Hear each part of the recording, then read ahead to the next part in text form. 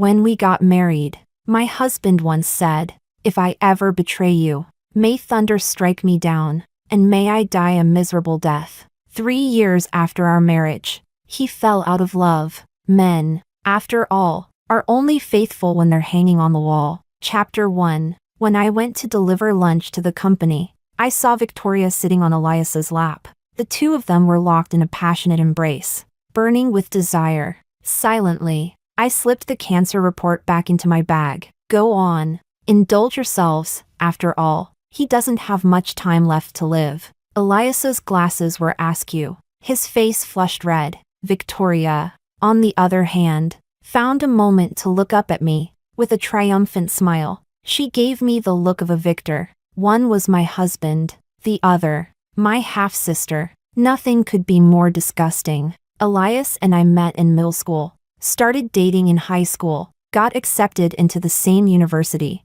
and went from school uniforms to wedding gowns. Through every storm, every struggle, I stood by him through his startups, his failures, and finally, his success. He had accompanied me out of a terrible childhood home, and together we built a small world of our own. Everyone used to say we were a match made in heaven. When we got married, he had looked at me so earnestly and sworn again, "If I ever betray you, may thunder strike me down, and may I die a miserable death." That's why one should never speak so absolutely. Heaven is always watching. Pancreatic cancer, late stage. At most, 3 months left to live. Even with full treatment, all that would do is prolong his suffering. Fatigue, emaciation, abdominal pain, loss of appetite. The best treatment now is palliative care, to let the patient spend the final days in peace. But how could I possibly allow that adulterous pair to enjoy their peace? Men, indeed, they're only faithful when they're hanging on the wall. Chapter 2. Victoria is the person I hate the most. When I was 8, my mother died in an accident. Barely a week after her funeral, my father came home holding the hand of a girl 4 years younger than me and told me to call her sister. I clamped my mouth shut and refused to speak, which earned me a slap from my father. My neck stiffened with defiance. I clenched my teeth through the pain, refusing to shed a single tear. Beside us, that fragile-looking auntie started fake crying out of fright, while Victoria threw herself onto my father's leg, wailing pitifully. They looked like a family, and I, the outcast, the rebel who didn't belong. From the first moment I saw her, I knew I hated her. Since childhood, she loved stealing what was mine, wearing my dresses, tearing my homework, and one after another, taking away the men I dated. Then she'd put on that pitifully innocent face,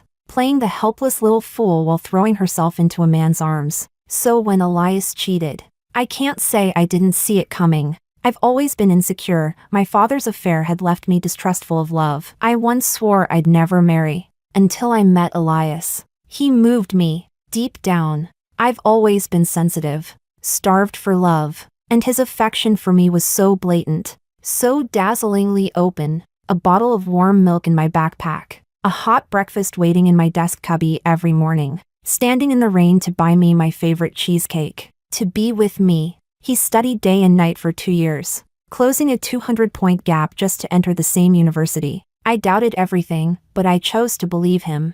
I didn't want to imagine that a man who once saw no one but me could ever betray me. But I forgot, true devotion has an expiration date. His, unfortunately, expired too soon. I once warned him sternly, "Don't talk to Victoria. She's a pretentious coquette, cunning and manipulative beyond measure." He looked at me with annoyance, saying I was overthinking. From that moment, I felt an uneasiness settle deep inside me. I deliberately broke his phone, and under the pretense of getting it repaired, I had someone recover the data. The transfer records went on endlessly, and the chat history was unbearable to look at. Each message stabbed straight into my lungs. "Silly girl, you're only 19. You know nothing and yet you followed me. I'm afraid you'll regret it one day. Every time I see you obediently waiting for me in bed, I feel guilty. You know I'll never divorce her. I can't give you a title. Can you really accept this kind of grievance?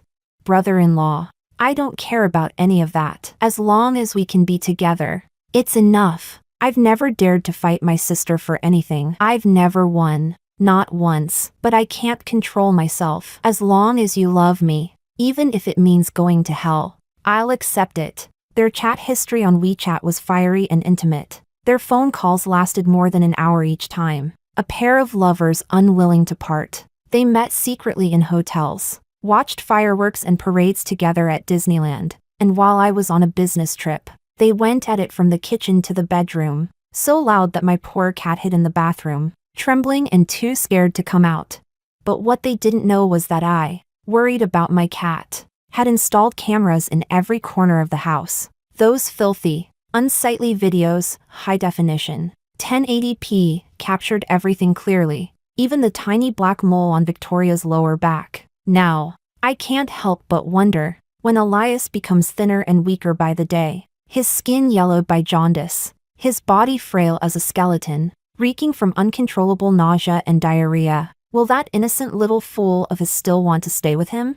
Chapter 3. Elias grew thinner by the day. The sickness could no longer be hidden. Chemotherapy ravaged his body. In just a few short weeks he was losing clumps of hair, tortured by pain so severe he could neither eat nor sleep, spending his days on the hospital bed howling in agony and begging the doctors for stronger painkillers. Even Victoria began to treat him with increasing indifference, but this fool couldn't see it. Time and again I watched him secretly send her messages and call her. He was ignored. Pathetic. Really, since he wanted to see her so badly. I casually said I was going home to check on things, pretending it was offhand, and Elias's eyes lit up. A flicker of light returned to those cloudy eyes. He shamelessly insisted on coming with me. I put him at a perfect viewing spot on the balcony and used the excuse that it was chilly to go fetch him some clothes. Down in the garden, my dear little sister was sipping red tea, on the phone with her girlfriends. You don't even know what a mess he is, old, bad skin,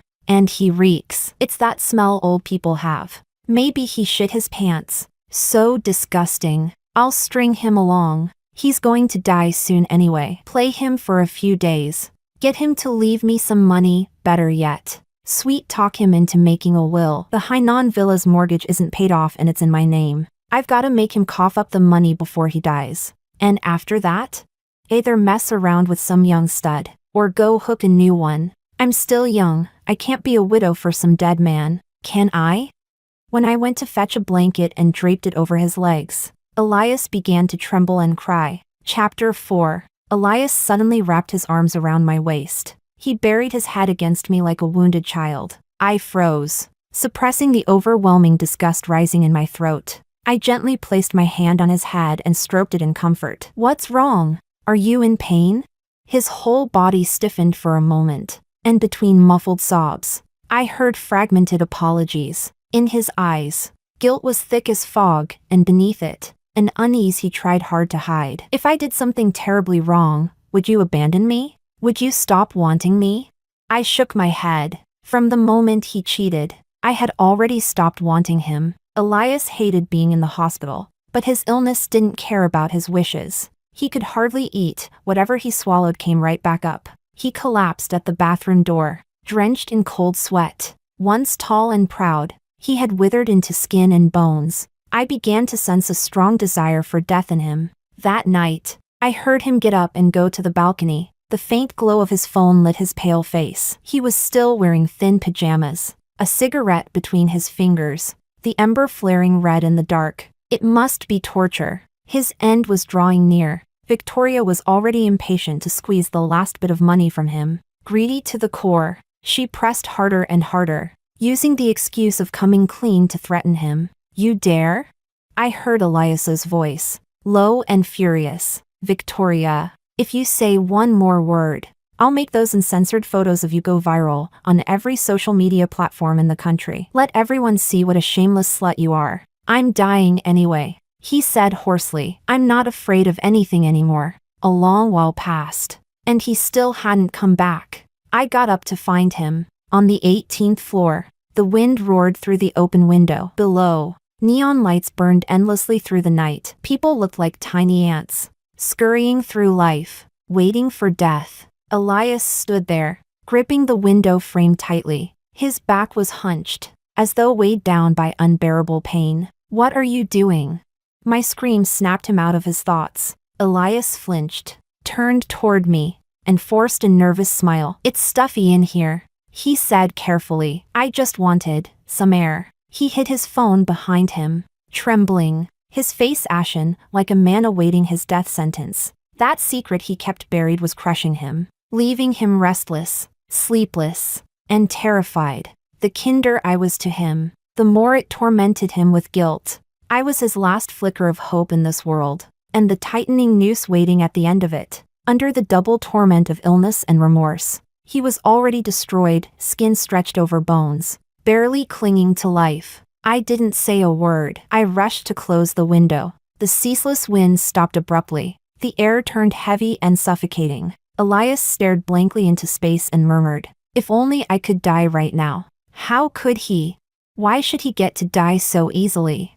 He should live in pain and die in despair. I draped a coat over his shoulders. His hands were ice cold, hard as iron. He flinched as if scalded, trembling all over. His eyes flickered with words unsaid. Finally, he just hugged me tightly and said, "I'm sorry for everything I've done to you in this life." A storm of emotions churned inside me. I knew the rest of what he wanted to say but couldn't. But what good is sorry? Can one apology erase the pain? Can it make me forget the betrayal, the love we shared, the joy and sorrow of a decade spent together? Can it rip out the years we built with laughter and tears and leave me clean again? No, once stained, it stays stained. I suddenly wanted to grip his shoulders and ask, why? Why could we share hardship but not happiness? Why betray me, break your vow, and sleep with Victoria over and over again? Why fool me, make me spin in circles with your lies, while claiming you loved me and couldn't live without me? In my heart, I already knew the answer. He wasn't truly remorseful, if not for the sudden diagnosis of cancer. If he hadn't seen Victoria's true colors with his own eyes, he would have kept treating me like a fool, using me when I was useful, discarding me when I wasn't. The type of man who wants the best of both worlds, a young, fresh body to feed his lust, yet unwilling to give up the old wife who's lost her flavor but still has her uses. Rage burned inside me. My stomach churned, and my throat felt scorched, as if fire were licking it raw. I wanted to scream, to lose control, to slap him across the face and shout that I hated him, to accuse him of his betrayal. But when I looked at his pale, gaunt face, the words died in my throat. It wasn't worth it. I no longer wanted to recall the feeling I had the first time I saw those surveillance videos. That period was a living nightmare. I checked his phone obsessively, watched the cameras non-stop, followed him in secret, compared his schedule line by line, second by second. I became paranoid, suspicious, consumed by the fire of resentment that boiled beneath a calm surface, an active volcano barely holding itself together. I was on the verge of collapse. Sleepless nights blurred into each other, filled with endless imagination and delusion. Sometimes I couldn't tell what was real and what wasn't. If it hadn't been for that medical report, I truly don't know what irrational thing I might have done. Now, looking back, what obstacle can't be crossed? 10 years, so what?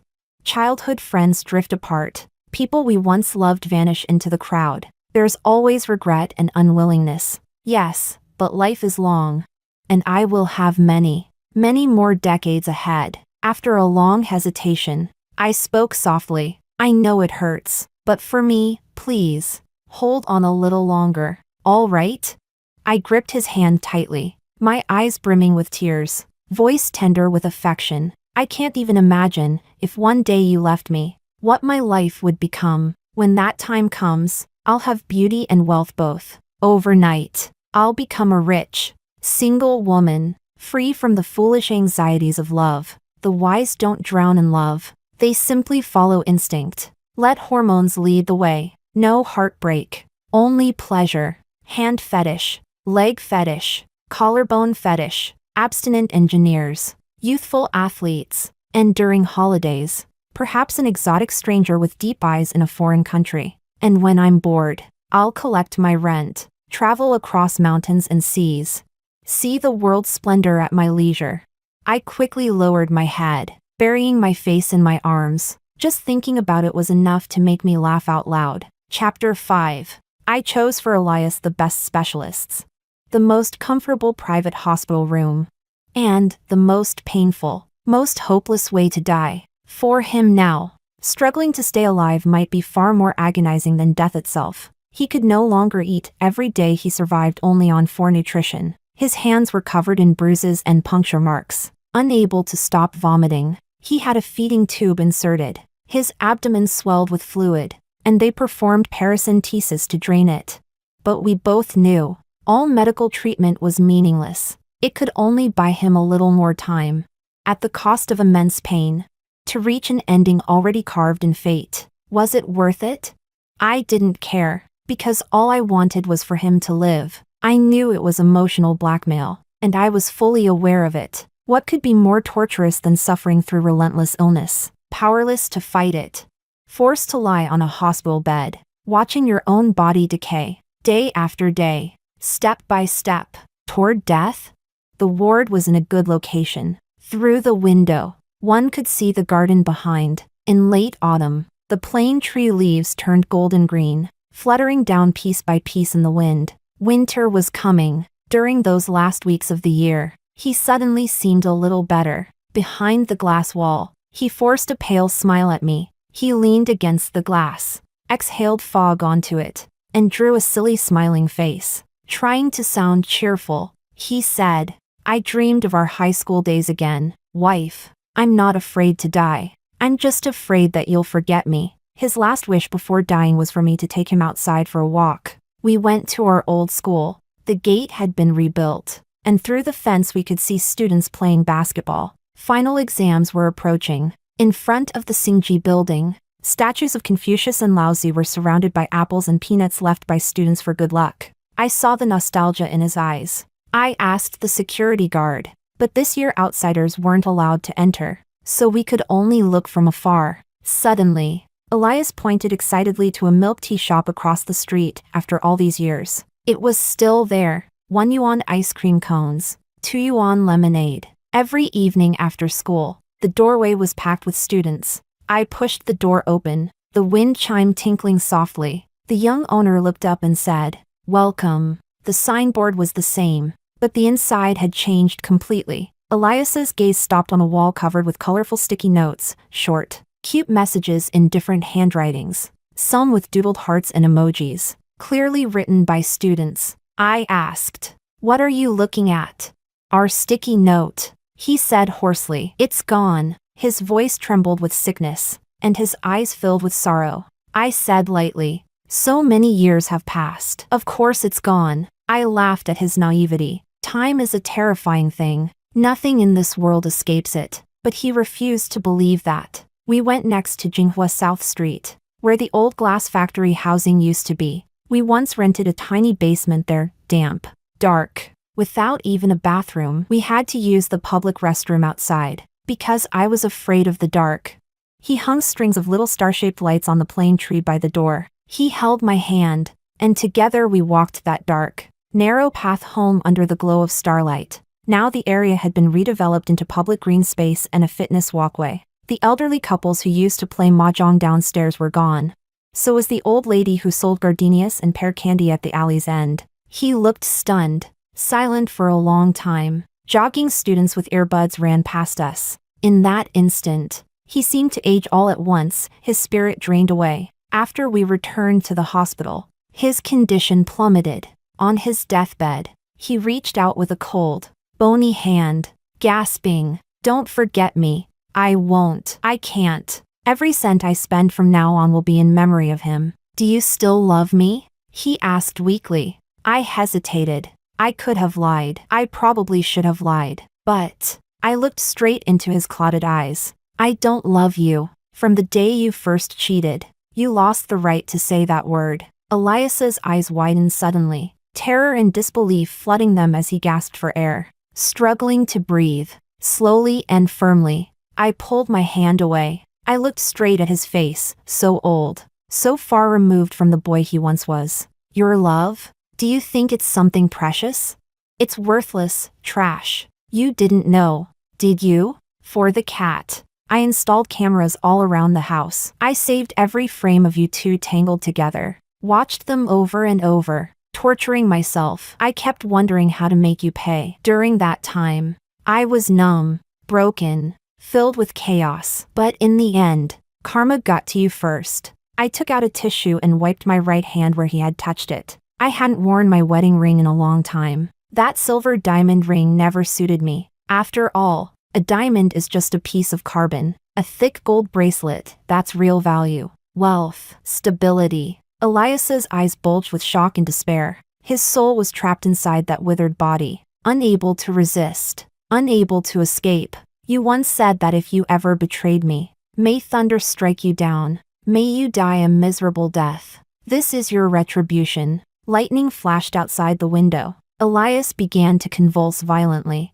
his limbs twisting, reaching desperately toward me. His eyes were bloodshot, his trembling lips quivering, unable to form a single coherent word. When he opened his mouth, only a garbled sound came out, mixed with saliva. The flickering light cast his distorted figure like a demon crawling out of hell. But I wasn't afraid. I stood there, watching him from afar, calm, emotionless. I'll live well, I said softly. I'll live beautifully. But it doesn't matter, you won't see it anyway. Thunder cracked open the sky. Lightning lit up the room for an instant, freezing the scene on his half-open eyes. I gently closed them for him. The hatred in my heart began to fade.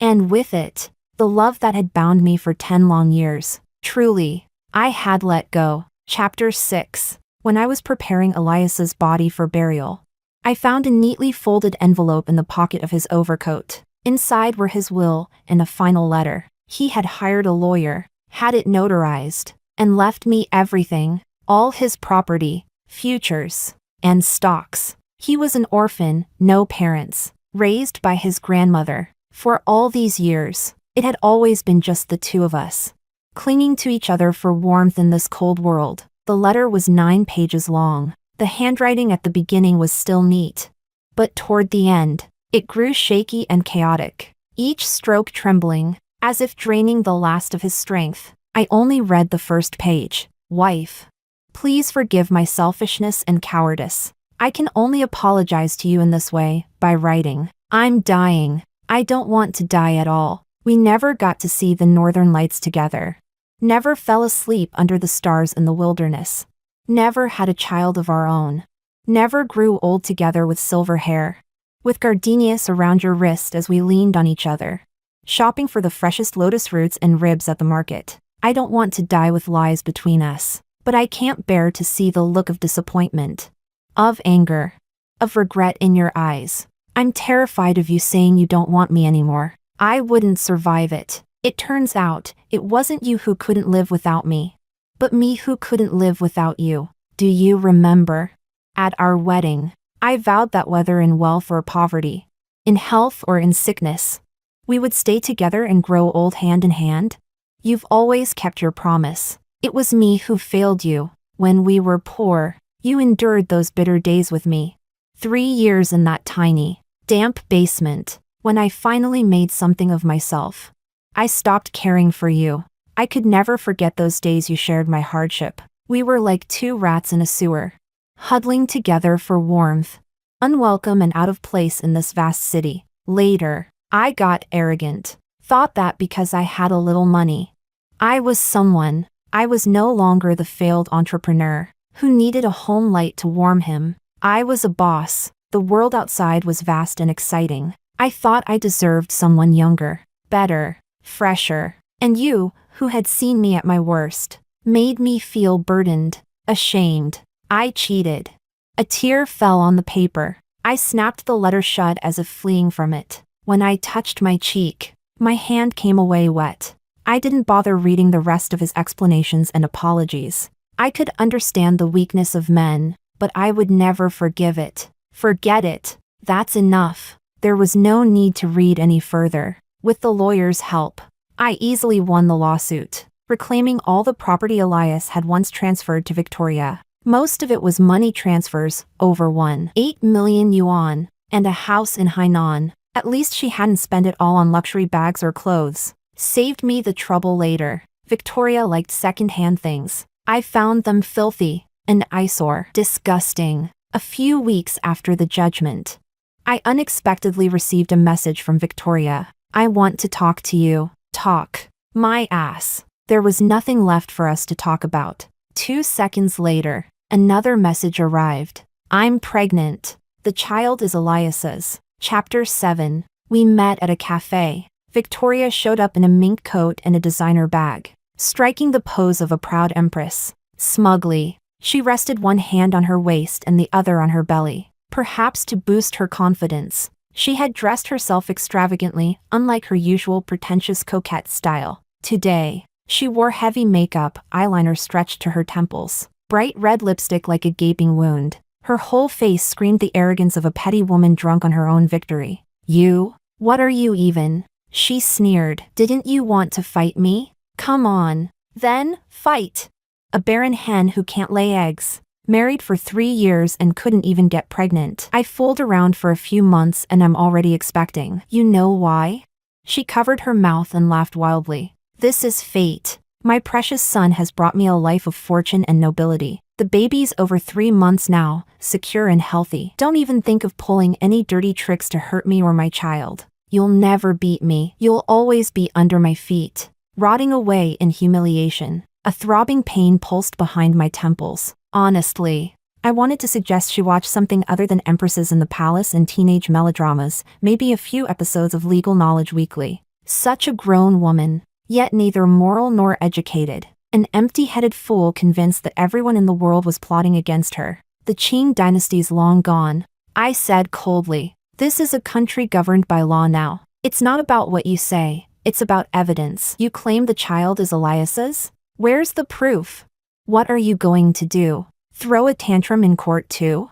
Her smile froze. Her face turned pale, tinged with greenish fury. After a while, she forced a pitiful smile and softened her tone. Sister, I was wrong, but the child is innocent. He's Elias's flesh and blood, your own family. How can you let a baby be born without a home? From now on, my child will be your child too. I'll even have him call you godmother. We can raise him together. I looked at her like she was an idiot. Save it. You make me sick. You chose to be a single mother, whatever suffering or poverty comes. You deserve it. Victoria immediately changed tactics. She slapped herself across the face, tears streaming down instantly. I'm shameless. I admit it. It's my fault. But the child is innocent.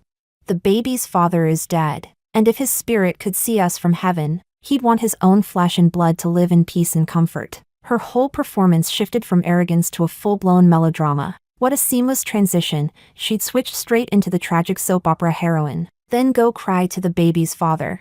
I said flatly. No matter how much she tried to play the victim, I stuck to one line. None of my business, unless you bring me a paternity test signed by Elias himself. I added.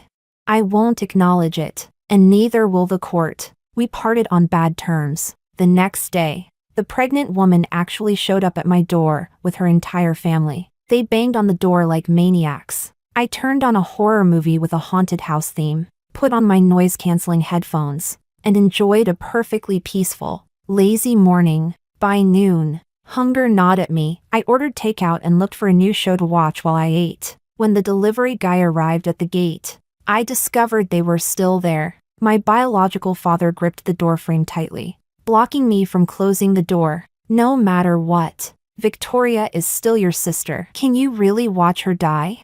She's only 19. The auntie beside him started crying, and in between sobs, she actually tried to kneel and grab my legs. Please, she begged. She's your sister, give her a chance to live. She's just a poor mother with a child to feed. Saying that, she pulled Victoria down to kneel beside her. I sneered. When she was hooking up with Elias, did she ever remember that I was her sister? Morality meant nothing to her, worse than an animal. And now she's crying and calling me sister? Even if you called me grandmother, it wouldn't change a thing. I didn't go after you. Yet you have the nerve to show up here, dancing in front of me. Leave right now, or I'll call the police. My words were harsh, but when I saw my father's hand caught painfully in the door crack, I didn't push it harder. They exchanged a glance, then suddenly lunged forward to force the door open. For hands against 2 fists, I quickly lost. The door burst open. I was shoved against the wall, falling to the floor, clutching my knees, unable to get up for a long while. The three of them swarmed into my house like locusts, like bandits raiding a village, rummaging through everything they could find. All this effort, just to collect samples for a paternity test. They clutched Elias's urn like it was a sacred relic, ripped off my bed sheets and pillowcases, grabbed toothbrushes and toothpaste, and crawled on the floor, picking up stray hairs from the corners like treasure hunters. They were just about to leave with their loot when they ran straight into the arms of the police officers waiting outside. "Stop right there, you three, disturbing the peace?" one of the officers barked. I added helpfully, "Actually, it's upgraded to burglary now. Caught red-handed."